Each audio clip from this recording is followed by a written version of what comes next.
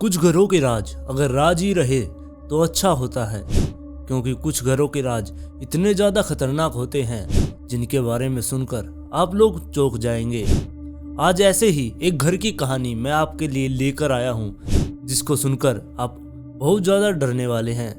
और कहानी पर जाने से पहले अगर आपके पास भी ऐसा कोई पैरानॉर्मल एक्सपीरियंस है तो आप मेरे साथ मेरे इंस्टाग्राम पर शेयर कर सकते हैं।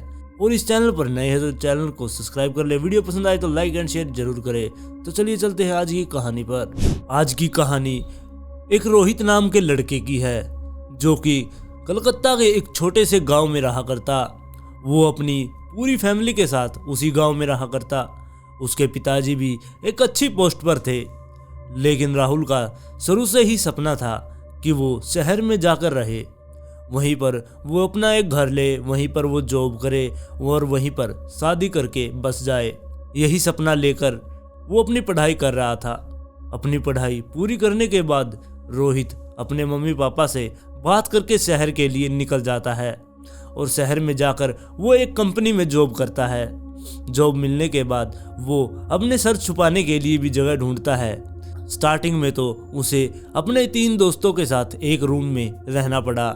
वो रूम इतना छोटा था कि वो चारों एक साथ ठीक से सो भी नहीं पाया करते, लेकिन कैसे ना कैसे करके वो दिन काट रहा था। फिर राहुल सोचने लगा कि मैंने तो बाहर के ऐशो आराम के लिए यहाँ बाहर जॉब की है और मैं इस छोटे से कमरे में क्यों रह रहा हूँ। इससे अच्छा तो मैं कोई घर वगैरह देख लेता हूँ जिसमें मैं रहा करूँगा। इसके बाद राहुल अपनी कंपनी में चला जाता है। कंपनी से वापस आने के बाद राहुल अपने लिए एक घर ढूंढने के लिए निकल जाता है। घर ढूंढते ढूंढते वो बहुत दूर तक निकल जाता है। उसे कोई भी घर मिल नहीं रहा था। फिर तभी उसे अपनी कंपनी से 8-10 किलोमीटर दूर एक घर मिल जाता है। उसके मकान मालिक ने उसको चाबी दे दी और कहा कि तुम घर अंदर जाकर देख लो, अगर तुम्हें पसंद आए तो हम आगे बात कर लेंगे। राहुल जैसे ही घर के अंदर घुसा तो उसे वहां पर कुछ अजीब सा लगा, क्योंकि उस घर में सारा सामान, मतलब कि जो घर में चाहिए होता है, मतलब कि जो जरूरत का सामान होता है, वो सारा सामान वहीं पर पड़ा था और सब पर धूल मिट्टी चढ़ी हुई थी। यहाँ तक कि जब राहुल रसोई में जाकर देखता है, रसोई में भी बर्तन ऐसे के ऐसे रखे थे और वहां पर उसने डिब्बे वगैरह खोल कर देखे तो किसी में आटा, किसी में दाल ऐसे रखी थी, लेकिन वो सब कुछ सड़ रहा था। तब राहुल को थोड़ा अजीब सा लगा, इसलिए वो बाहर आकर मकान मालिक से पूछता है कि क्या आप इस घर की सफाई वगैरह नहीं करवाते। लेकिन मकान मालिक ने राहुल से कहा कि मेरे पास बहुत ज़्यादा घर है, इस वजह से मैंने पहले इसमें सामान रखवाया था, लेकिन उसके बाद मैं यहाँ पर आना भूल गया, जिस वजह से ये सारा सामान सड़ गया है। अगर अब तुम यहाँ रहोगे तो यहाँ पर साफ सफाई भी रहेगी और मुझे यहाँ पर आने की जरूरत भी नहीं पड़ेगी। और राहुल को ये घर पसंद भी आ गया था और ये घर उसके बजट में भी था। इसके बाद राहुल उस घर को डन कर देता है और मकान मालिक को किराया भी दे देता है। अगले दिन वो कंपनी से छुट्टी ले लेता है और अपने घर में सामान वगैरह शिफ्ट करने लगता है। वहाँ से एक मोटरसाइकिल पर वो अपना सामान लेकर वहाँ तक पहुँचता है जहाँ पर उसने नया घर लिया था। वहाँ पर सामान वगैरह सेट करता है, घर की साफ सफाई वगैरह करता है। तब तक उसको शाम हो जाती है। शाम होने के बाद वो नहा धोकर अपने बेड पर बैठा था, तभी उसे किसी के रोने की आवाज़ें आने लगती है। रोने की आवाज़ सुनकर वो एकदम से उठता है। उसे लगता है कि कोई बाहर महिला रो रही है, वो उसकी जाकर मदद करेगा। राहुल की ऐसे तो कोई भी गर्लफ्रेंड नहीं थी, लेकिन राहुल गर्लफ्रेंड बनाना चाहता था, इसलिए वो सोच रहा था कि जो बाहर लड़की रो रही है वो उसकी जाकर मदद करेगा, वो उससे बात करेगी और उसकी गर्लफ्रेंड बन जाएगी। यह सोचकर राहुल घर से बाहर जाता है, लेकिन बाहर कोई भी लड़की नहीं थी। यह देखकर वो वापस आ जाता है और ये सोचता है कि वो लड़की रोते रोते आगे की तरफ निकल गई होगी, इसलिए वो आकर अंदर दोबारा से बैठ जाता है। तभी थोड़ी देर बाद उस लड़की की दोबारा से रोने की आवाज आती है। उसे सुनकर वो फिर से बाहर की तरफ भागता है। बाहर जाकर देखा तो उसे कुछ भी दिखाई नहीं दिया। फिर वो वापस से अंदर आ जाता है। ऐसे करके वो 3-4 बारी बाहर जाता है, लेकिन उसे बाहर कोई भी नहीं दिखाई देता। जब वो 3-4 बार जाने के बाद जब बाहर से अंदर की तरफ आ रहा था, उसे तभी एहसास हुआ कि ये रोने की आवाजें तो घर के अंदर से आ रही है। यह सोचकर वो एकदम से घबरा गया।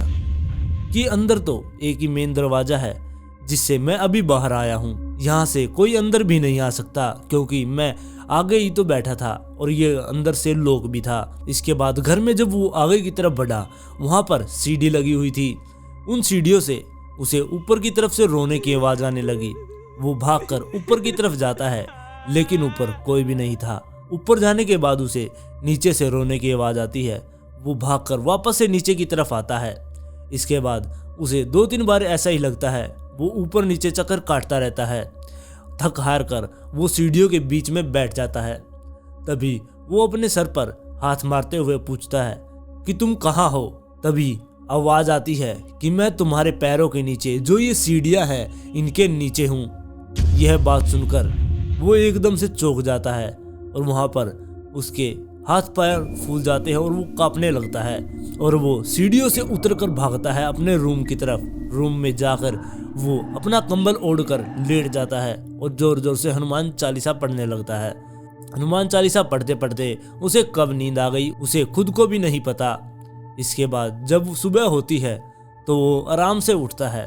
उठने के बाद जैसे ही वो नहाने के लिए जाने लगा तभी उसकी नज़र सीढ़ियों पर जाती है। सीढ़ियों को देखकर उसे रात का सब कुछ याद आ गया।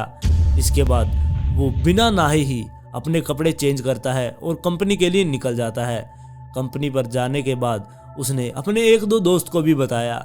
उन्होंने उसके साथ मजाक किया कि वहाँ पर तो भूत है, तुम्हें वो खा जाएंगे, लेकिन वो डर भी रहा था। इसके बाद उसने अपने मकान मालिक से बात करने के लिए कंपनी से ही फ़ोन किया क्योंकि उस टाइम उसके पास कोई फ़ोन वगैरह भी नहीं था और कंपनी में लैंडलाइन लगी हुई थी जिससे कंपनी वाले वर्कर अपनी फैमिली से बात कर सकते थे। इसलिए राहुल ने अपने मकान मालिक को फ़ोन किया और उससे पूछा कि जिस घर में मैं रहता हूँ उस घर में कोई भूत वगैरह है या फिर कोई औरत घर का दरवाज़ा खोलकर अंदर की तरफ आ जाती है।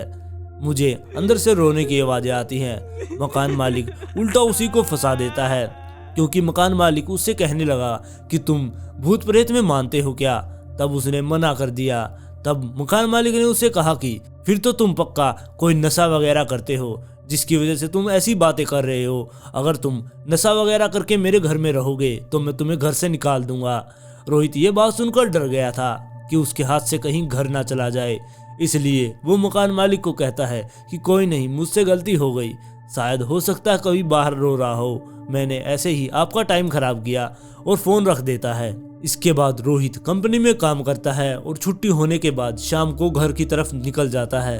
घर जाने के बाद वो सोचता है कि भूत वगैरह तो कोई होता नहीं है, तो मैं आज इसको देखूं कि ये चीज़ क्या है, इस घर के रहस्य को मैं सुलझाऊंगा। यह सोचकर वो घर के अंदर चला जाता है और वही कल की तरह घर के अंदर से रोने की आवाज़ें आने लगती है। वो उठकर सीढ़ियों के पास जाकर खड़ा हो जाता है। तब वो वहाँ पर पूछता है कि तुम कौन हो और यहाँ क्या कर रही हो। तब उसने बताया कि तुम्हारे मालिक ने मुझे यहाँ पर मारकर सीढ़ियों के नीचे दफना दिया है, मैं यहाँ सीढ़ियों के नीचे हूँ, तुम मुझे नीचे से बाहर निकालो और अपने मालिक को पुलिस में पकड़वा दो, मेरी मदद करो। ये आवाजें आने लगी। रोहित ने डरते डरते उससे पूछा कि तुम मुझे कोई नुकसान तो नहीं पहुंचाओगी। उसने कहा कि मैं तुम्हें कोई भी नुकसान नहीं पहुंचाऊंगी, तुम मुझे बस बाहर निकाल दो, मेरी इतनी सी मदद कर दो, मुझे सिर्फ बाहर निकाल दो। यह सुनकर रोहित बाहर सोचने के लिए थोड़ी देर बैठ गया कि इसको बाहर निकालूं या ना निकालूं, क्योंकि इसको बाहर निकाल दूंगा तो ये रोने की आवाज़ें यहाँ पर नहीं आएगी और मकान मालिक को भी पकड़वाना है, शायद हो सकता है नीचे सच में कोई लाश हो। यह सोचकर रोहित आगे बढ़ता है। वो सीढ़ियों के पास जाकर खड़ा हो जाता है और सीढ़ियों के नीचे आपको पता है अगर कोई सीढ़ी गई हो तो उसके नीचे खाली जगह होती है, तो वैसे ही रोहित ने भी वहां पर खाली जगह देखी, लेकिन उस जगह पर मकान मालिक ने मोटे मोटे प्लाईवुड की लकड़ियां लगाई हुई थी, जिसे रोहित ने रोड फंसाकर वहां से उन लकड़ी के फट्टों को तोड़ दिया और उसके नीचे देखा तो वहां पर एक और ढक्कन सा बना हुआ था। उस ढक्कन को जब उसने खोला तो नीचे सीढ़ियां उतर रही थी, मतलब कि सीढ़ियों के नीचे एक और सीढ़ियां जो कि बेसमेंट की तरफ जा रही थी। रोहित यह देखकर बहुत ज्यादा हैरान था। उसे सच में लगा था कि अब तो पक्का नीचे कोई लाश होगी। सच में उस लड़की को मकान मालिक ने मार दिया, लेकिन रोहित पुलिस को बुलाने से पहले ही खुद कंफर्म करना चाहता था कि नीचे सच में कोई लाश है या फिर ये किसी ने मजाक किया है। मतलब कि ये भूत अगर झूठा हुआ तो पुलिस आने के बाद पुलिस मुझे ही पकड़ लेगी। इसके बाद रोहित अपने साथ एक लोहे की रोड लेकर उस बेसमेंट की तरफ जाता है और वो सीढ़ियों से जैसे जैसे नीचे की तरफ जाने लगा उसे वहां पर चक्कर से आने लगे और वो जैसे जैसे नीचे आ रहा था वो रोने की आवाजें और भी तेज हो रही थी। जब वो नीचे पहुंचकर उसने चारों तरफ देखा तो नीचे उसे कुछ भी दिखाई नहीं दिया। नीचे सिर्फ घुटनों तक पानी था और बहुत सारी बदबू और उसे वहां पर चक्कर भी आ रहे थे। इसके बाद वो जो रोने की आवाज थी वो हंसी की आवाज में बदल गई और वो लड़की थी वो जोर जोर से हंसने लगी। इसके बाद रोहित समझ गया था कि ये कोई उसकी चाल है। वो धीरे धीरे से कैसे न कैसे करके सीढ़ियों से ऊपर तक पहुंचा। ऊपर पहुंचते ही ऊपर से उस बेसमेंट का ढक्कन उस लड़की ने एकदम से गिरा दिया, लेकिन उसके पास एक लोहे की रोड थी जो उसने उसके अंदर फंसा दी, जिसकी मदद से उसने उस ढक्कन को खोल दिया। कैसे ना कैसे करके वो बेसमेंट से बाहर की तरफ आ जाता है। बाहर आते ही रोहित बेहोश हो गया। जब उसे होश आया तो वो देखकर हैरान था कि वहां पर बहुत ज्यादा बदबू फैली हुई थी और उसने सारे कमरे में इतनी सारी उल्टी की हुई थी। यह देखकर और वो नीचे क्या था वो सोचकर वो वहां से बाहर की तरफ भागता है अपने घर से बाहर। घर से बाहर जाने के बाद वो अपने पड़ोसियों को इकट्ठा करता है और वहां पर पुलिस को बुला लेता है। पुलिस आकर वहां पर चेक करती है। तभी मकान मालिक को भी पुलिस बुला लेती है। मकान मालिक से सब कुछ पता करती है। तब पता चलता है कि वो लड़की और कोई नहीं मकान मालिक की ही पत्नी है जो रोहित को मारना चाहती थी। उसने रोहित से पहले बहुत से लोगों को भी मारा है, क्योंकि मकान मालिक ने बताया कि सबसे पहले जब उन्होंने ये घर लिया था उस टाइम वो अपनी पत्नी के साथ उस घर में रहा करता, लेकिन एक दिन बेसमेंट में कुछ नीचे दिक्कत आ गई थी, मतलब कि सीवरेज की पाइप वगैरह भर गई थी, जिसके बाद उसकी पत्नी उसको ठीक करने के लिए नीचे गई थी, लेकिन वहां पर कुछ गैस फैलने की वजह से उसकी वहीं पर मौत हो गई और वो बाहर नहीं निकल पाई। जिसके बाद मकान मालिक ने यह घर छोड़ दिया था और किसी को किराए पर दे दिया। वहां पर एक फैमिली रहने के लिए आई थी। उस फैमिली में एक महिला को भी ऐसे ही आवाजें आया करती और वो भी बेसमेंट में जाकर चेक करती है तो उसकी भी वहीं पर लाश मिलती है जहां पर मकान मालिक की पत्नी की लाश पड़ी हुई थी। इसके बाद एक आदमी को भी ऐसे ही किराए पर यह घर दिया गया। उसकी भी लाश अगले दिन उसी बेसमेंट में मिली। उसके बाद एक 18 साल के लड़के को ये घर रेंट पर दिया गया। उसकी लाश भी उसी बेसमेंट में उसी जगह पर मिली।